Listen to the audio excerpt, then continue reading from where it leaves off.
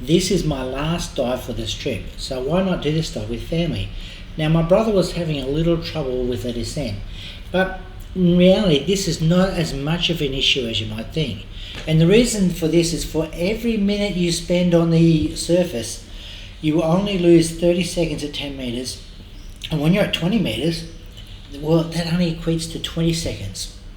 So if you need to spend some extra time on the surface or just near the surface to get things right, then please take your time.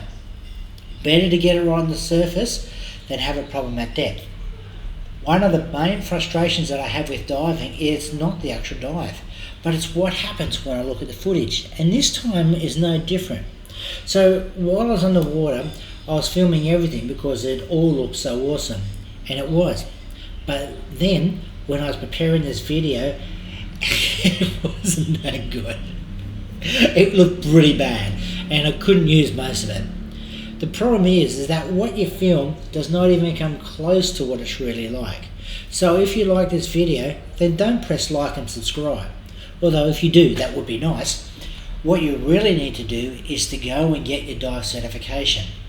Now this is a recreation dive on open circuit where I bottomed out at 25 metres. So anyone can do this dive on the advanced open water certification. But not all dive centres are the same, and I have seen some places that certainly should not be doing any certification. Personally, the only place that I choose to do a dive course is at Tawagan Dive Centre on Gili Tawagan. I've had this view for a very long time, well before I even thought about moving to Indonesia. I've left a link in them in the description. So why these guys? Well, firstly, the location's great. This place is just off Lombok and has some of the best deep sea diving in the world. The second reason is because they understand the importance of being properly trained. I've had cases where the instructor has said, this is not part of the course, but I believe it should. So you're learning it.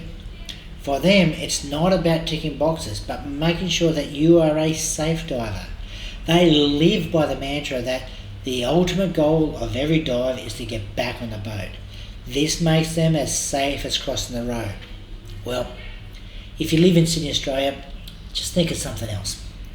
The actual dive site is called Turtle Heaven. There is also a slight current. This is quite nice because it's like doing a drift dive on light. Unfortunately, no turtles today. However, there are a lot of other things to see.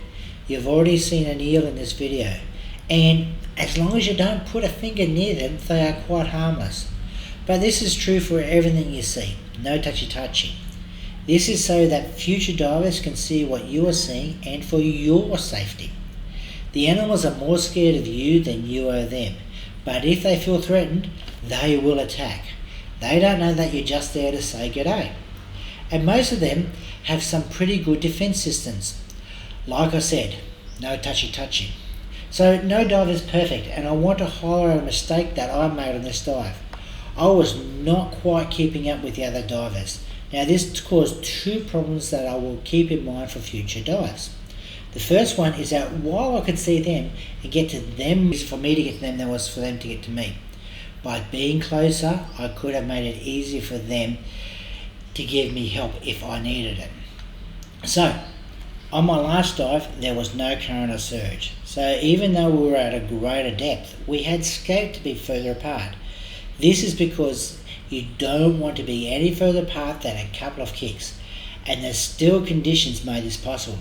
Here, this was not the case, so I should have kept closer.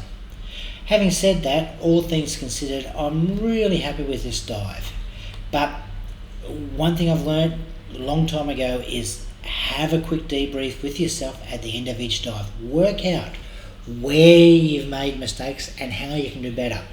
And if you do this, you'll enjoy it even more the next time you drop in the water.